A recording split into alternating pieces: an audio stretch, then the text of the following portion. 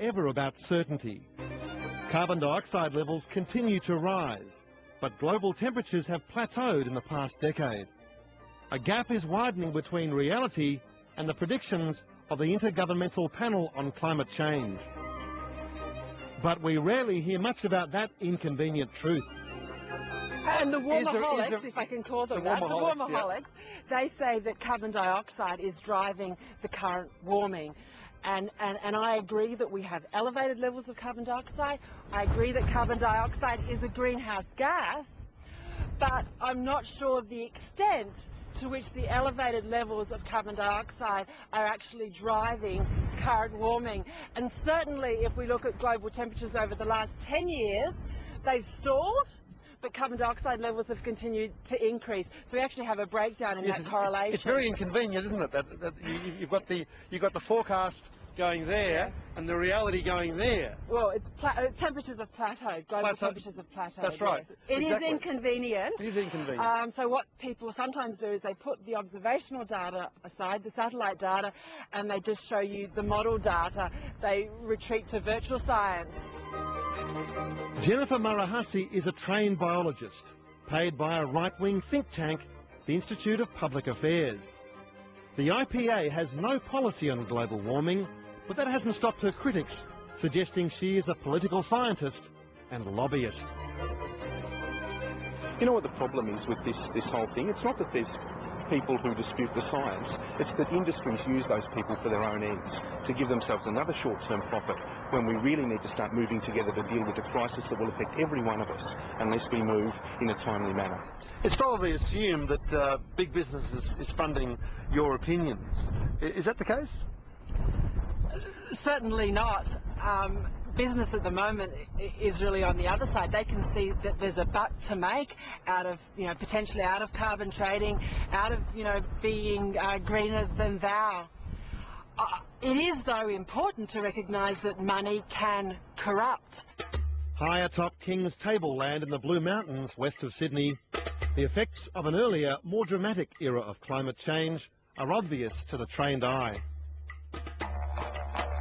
The coal seam was laid down when this was swampy forest, when it was warmer here than it is today, than it is now, when it was wetter, and when atmospheric carbon dioxide levels were higher than they are today.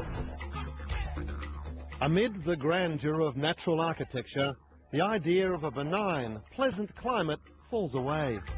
The observations of recent weather events, so central to the Al Gore thesis, seem fragmentary and meaningless. In his movie, An Inconvenient Truth, he actually talks about how hurricanes record shows an increase in number and intensity, and he talks about hurricanes since 1975, but there's actually good data that goes back 100 years, and if he'd gone back to the 1940s, he would have actually seen that there were more intense hurricanes then there was a bit of a lull, and then from the 1970s there had been an increase in hurricane intensity, so he was cherry-picking the data. This is Al Gore. To the believers, the world is full of signs and omens of impending doom. The ice melt in Antarctica, a symptom of the growing crisis.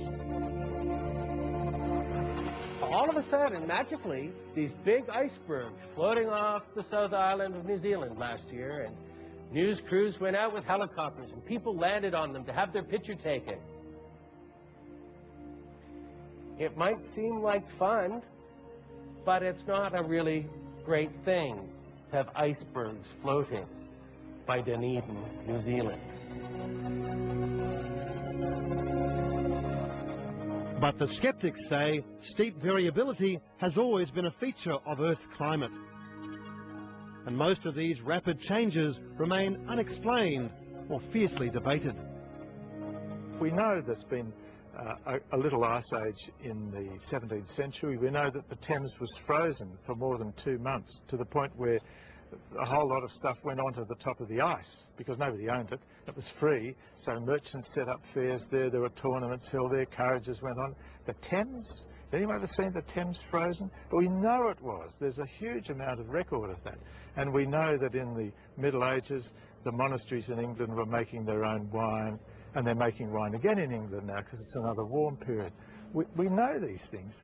That's an entirely fatuous argument. The climate's always changing, but we've never seen a strong trend like this, with the rapid meltdown of the Arctic ice cap, with very strong sea level rises now globally and temperature increases. This is something new, and we know what it's caused by. It's caused by this burden of pollution.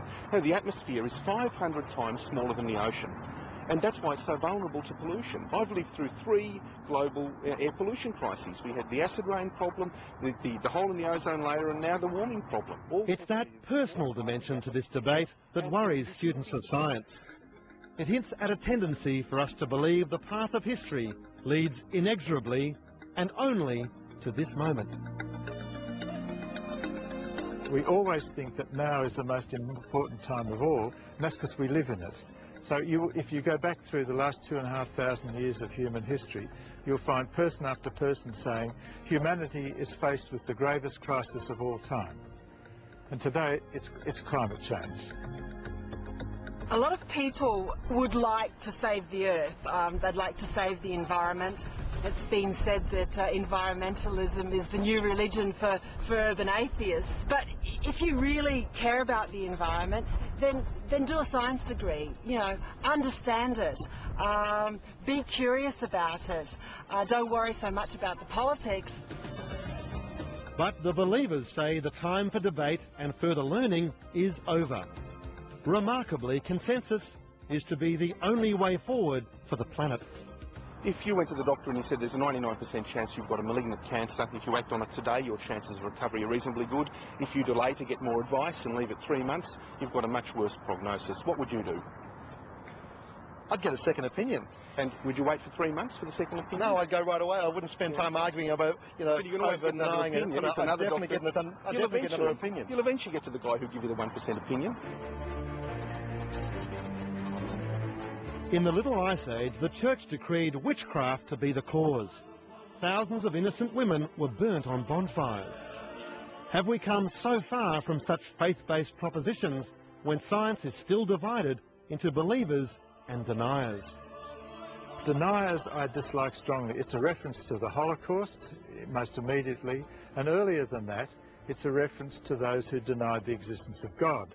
And so, in my view, it's a very silly label to put, because it suggests that those who are using it are, have the truth in them. They are with God in this.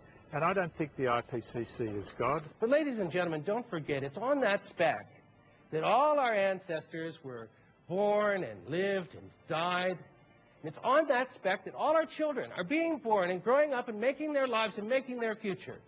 And it's on that spec that all our battles were fought and all our victories were won. Ladies and gentlemen, it's our only home. We'll see you all later.